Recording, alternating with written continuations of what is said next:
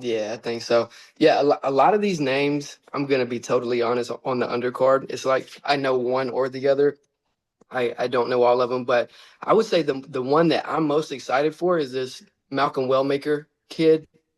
I'm excited to see him versus Cameron Simon. Yeah, probably because Cameron coming off a loss too. So What was what was the guy he lost to, bro? It's the Peyton, yeah, Peyton Talbot. Peyton Talbert, yeah, which at the time seemed like a really great win, and we'll see. But Peyton's last fight, I was very disappointed in that, bro. I think Peyton lost some of his aura when he cut his hair off. Let's see. Now we're gonna look at the main card and see Ikram. Ikram, yeah, Okay, Ikram Aliskerov versus Andre Muniz. okay, this is a good one. Andre, he's when he first came to the scene, he was beating everybody. He was on win streak, and then he ran to who he ran to? He ran to somebody, and they beat him. Hold on, let me see. I forget. I was looking over it last night. But he only got two losses in the UFC. I thought it was worse than that. So he ran into Brandon Allen, and Brandon had been on a tear. So like Yeah, that's not a bad loss. And then he ran into Paul Craig, and Paul finished him in the second round. So these are not two bad losses. Well, the Paul Craig is kind of a bad loss, if I'm gonna just be honest. But at this point, but you know what? Paul Craig beat Jamal Hill, bro. So it can happen. he beat the current champion too. He beat Magomed. You remember he finished him with like 1 second left to go in the He third round. did. He did. High key, really great wins. So I'd have to go back and watch it to see exactly how he lost. But then talk about two losses that maybe aren't that bad. Ikram, he's only lost to Robert Whitaker and Hamzat Chimaev on the regional scene. That's his only two losses. Hmm. Yeah, this fight don't really favor Andre because Andre not gonna be able to get Ikram to the ground. His striking is awkward. You know, he's a ground guy, but he's been Mhm. out grappled in his two losses in the UFC, you know, so his strong suit or his strength is not really a strength because he's been beat at that strength. You know what I'm saying? Right. So this is a terrible matchup. Like when he was fighting like the Uriah Halls and some of these guys don't have ground game, he was able to go out there and out grapple them. But we'll see. This is gonna be a very exciting fight. You know, I think Ikram has the better striking by far, more power. This probably be Ikram second round knockout. Yeah, and like I said, Ikram had that one really bad knockout when he fought Hamzat. He's made a resurgence in his career since coming into the UFC. So my eyes will be on Ikram. I think he gets this one done. And think about the people who he lost to, like losing to Robert Whitaker, losing to Hamza. These are top five guys. This is a different level. Right. You know, Yes. whereas if you look at who the other guy lost to, Andre, he's lost to Brandon. Brandon is good, you know what I'm saying? But like he will never be champion. I hate to say it, no disrespect to him, but you gotta understand, Izzy is not even in the top three, top four right now. And look how talented Izzy is. So Right. that make you think Right. about those guys like Sean Strickland, Dricus, Hamza.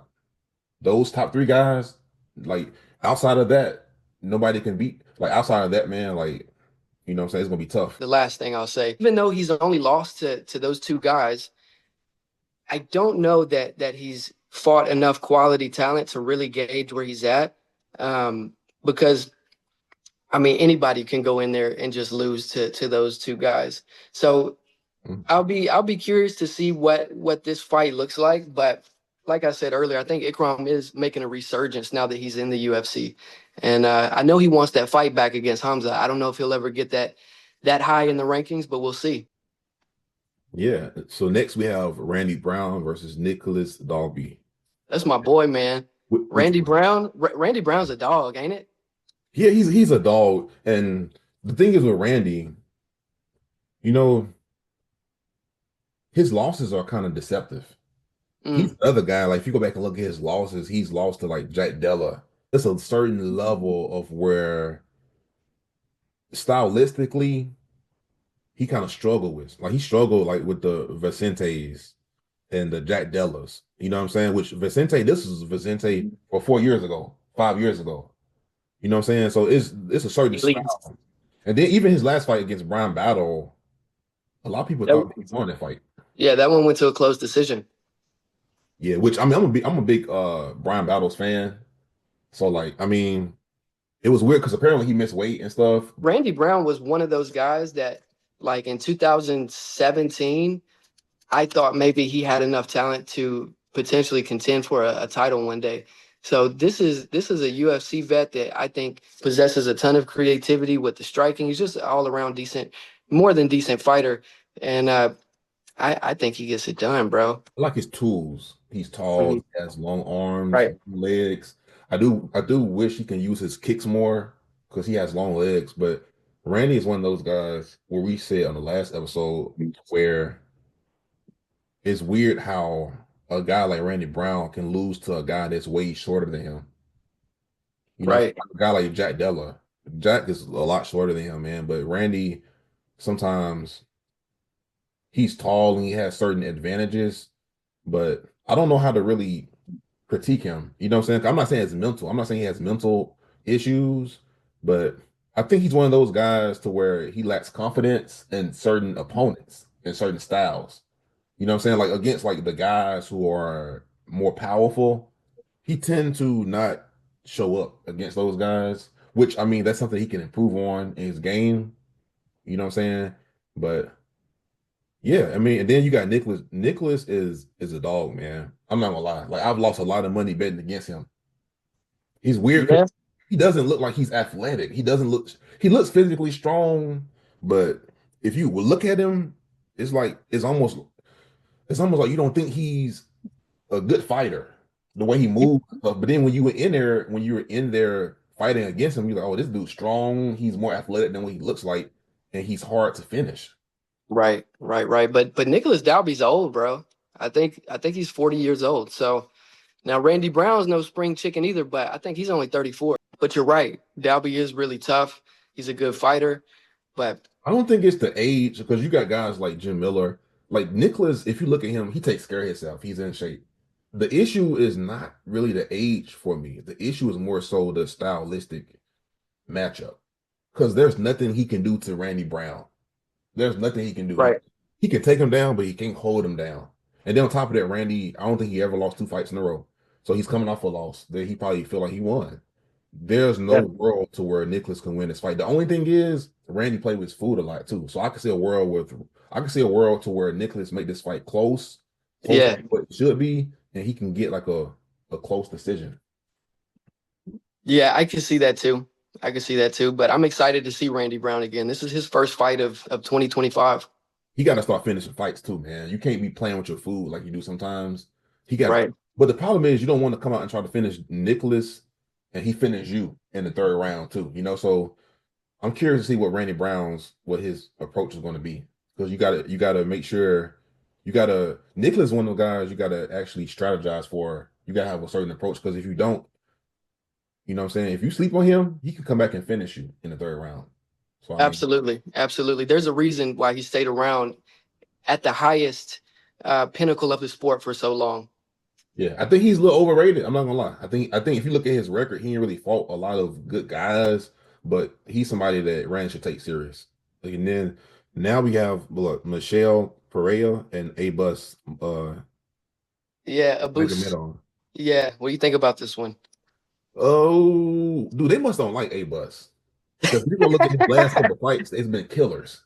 Yeah. He's coming off a 2-fight win streak, though, I believe. Yes, but in his last fight, he fought against the Huck guy, like the Brazilian guy. He fought against what's the guy's name? Let's look him up real quick. Bruno Ferreira. That's that big old cocky, big Yeah, swole that's the dude, big huh? swole dude, and Bruno hurt him and let him off the hook. Yeah. And his fight IQ ain't the highest. So I mean, it's two ways you could look at that last performance. You could look at it as if A-Bus he fought somebody with a low fight IQ and maybe somebody of a higher level, a higher tier can capitalize. Or you could look at it as if A-Bus had a weak performance, but he showed that he can overcome adversity and he can get the job done. This is another guy. His only two losses in the UFC have been really big names: Yeah. Sean Strickland and Baralho. Now, the first time I saw Abus was the fight against Sean Strickland. And what really worried me, I thought maybe he might just get cut from the promotion just because he looked so bad. I mean, he was tired No, at the end. He was tired towards the middle to end of round one but you also in got to that fight. understand this. You also got to understand he took this fight on short notice too. This fight happened like out of nowhere. So he took the fight on short notice. He was out of shape. And he's fighting Sean Strickland, which I don't know why this was a 5 round fight. This fight should have been 3 rounds because Yeah. he won the first round. He won the first round. I think if this is a 3 round fight, maybe he could have paced himself a little bit more and then maybe won a decision. This is a guy that I think the UFC thought very highly of to throw him in there against Sean Strickland. And granted, Barajo wasn't ranked as high as he is right now, but he's been a hot prospect from his early fights in the UFC. So, but his other two wins, Warley Alves and Bruno, I just don't know how quality those wins are. And Michel Pereira, he's such a dynamic, creative striker. I honestly thought he would be contending for a title at this point in his career. I think he's had some unfortunate losses. I'm predicting a career performance against Abus. Yeah, because Abus, in my opinion, I think the weakest part of his game is the grappling. He has submissions, right? But in my opinion, Abus, he kind of struggled against people, even like before the UFC. He had hands. He kind of reminded me of Gegard Mousasi a little bit. He has Mm, the hands, but putting pressure on him, like Sean Strickland did, but also implementing the grappling is the kind of way to beat him. So I can see a world where Michelle can get this fight to the ground and submit him. Because we've seen Michelle finish people, especially in the middleweight division. He's been yeah. finishing, right? But also he also came off a loss to Anthony Hernandez to where he kind of gassed out. So maybe we see a Michelle to where he's more so like pacing himself. But this is Yeah. still a 3 round fight though. So I think in a 3 round fight he can maybe finish him because we did see a Boost hurt in his last fight. I really like Michel Pereira, and I think he gets it done, bro. And we know that he's going to be marching forward. You know that he's going to be dictating the pace. That's just the type of fighter that he is. Yeah.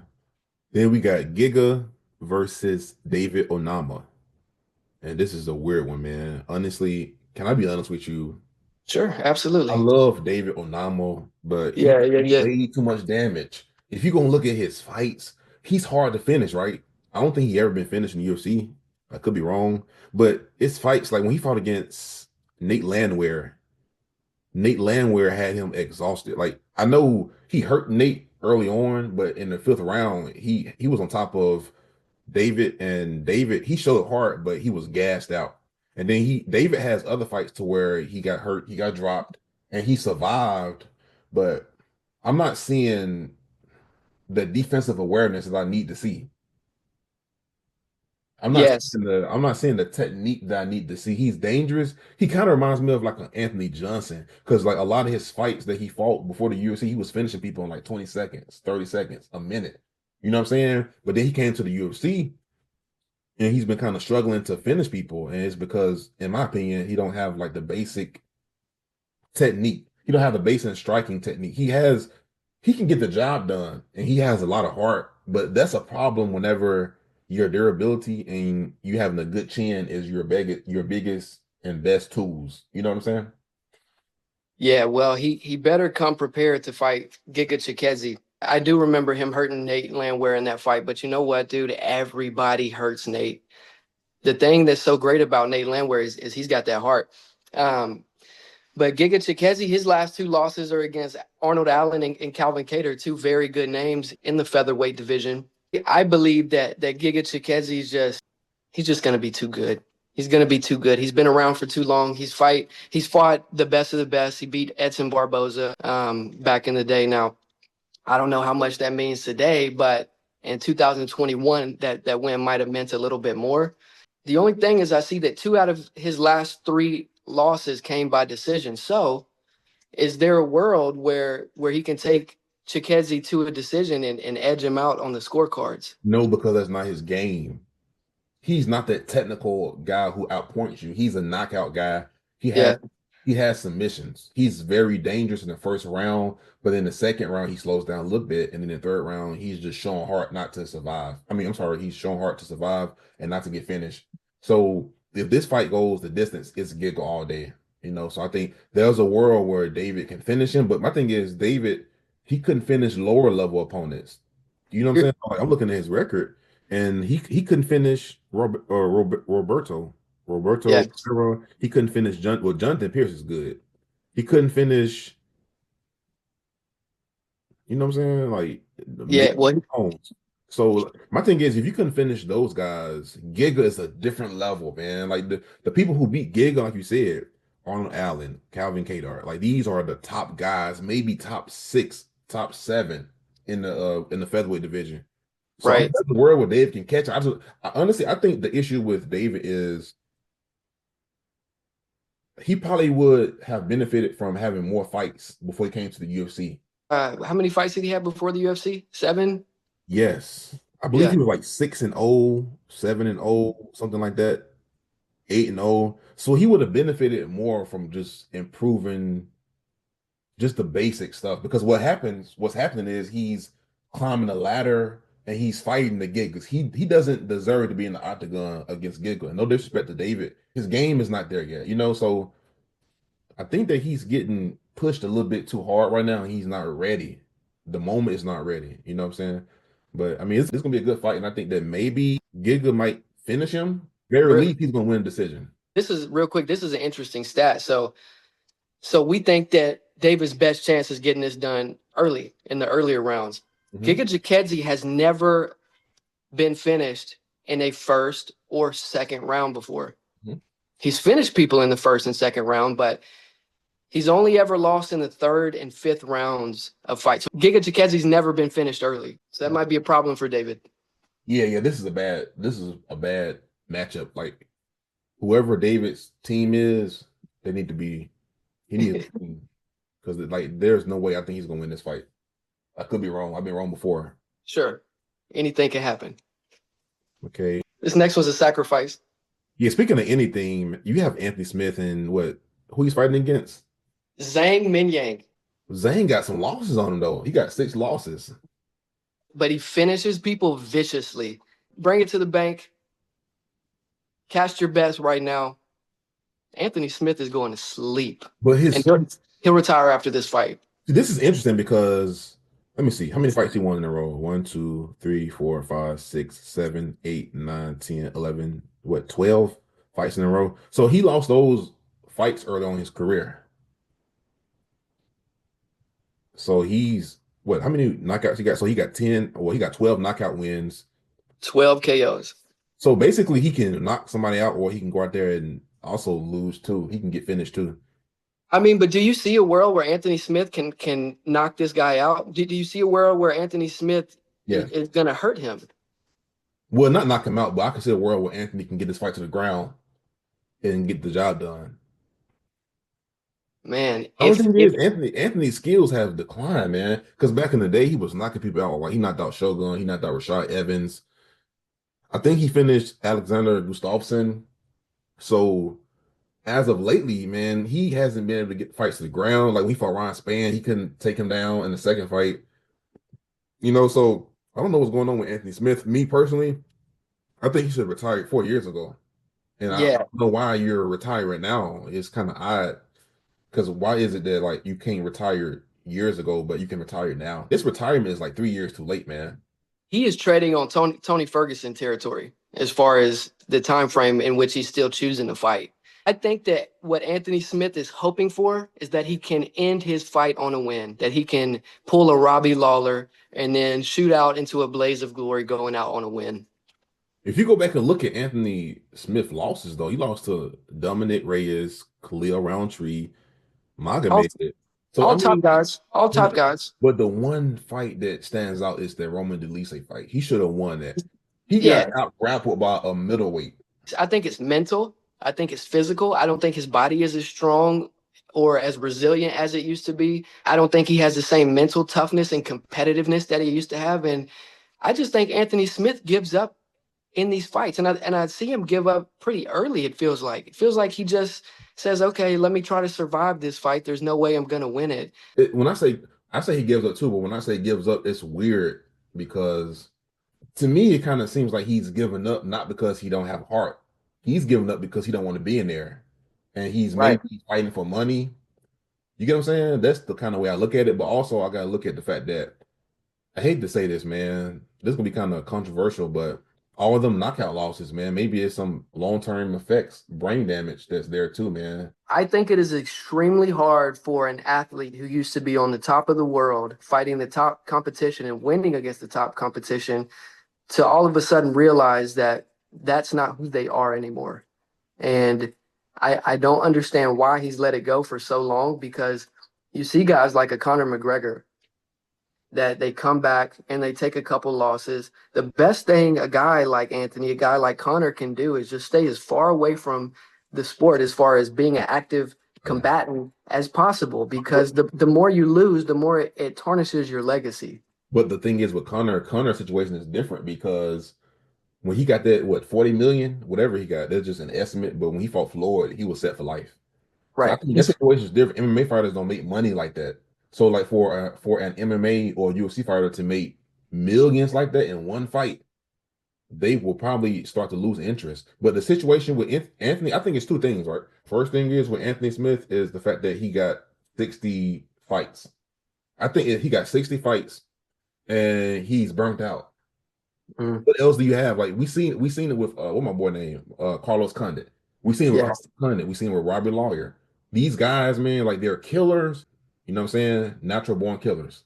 That was a bad joke. But these guys are killers. But the thing is, over time, Got it. it's just it's like having a bunch of mouths on your body, and it's like you start to become less of a warrior and more of like, okay, well, that's gonna bring me to my second thing. You become more of a family man because you got guys like Anthony Smith. He has a family. He, Right. kids, wife and stuff, man. So I'm not trying to get personal with him. Like, I'm just saying, like guys like that, they want to spend time with their family. Anthony Smith has been open and public about that. He's discussed it. He's discussed it on the Believe You Me podcast, that training camps just don't feel the same anymore. Look at, like, I saw this video of Carlos Condit.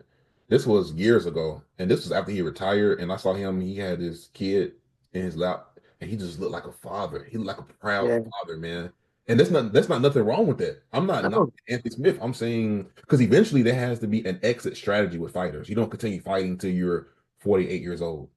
You don't. Right. That's not normal. You go in there, you make your money. Hopefully, you make investments, and there are other doors and opportunities that come. Maybe even get a boxing match because even Anthony Smith called out Jake Paul years ago. So you go Yeah. from that boxing money. You know what I'm Right. saying? And then you retire and you go down a different path. You pivot. So Yeah. I don't want nobody thinking we're attacking fighters personally, but Right. you don't continue fighting when you're in your 40s. And what's weird is he's only 36, man.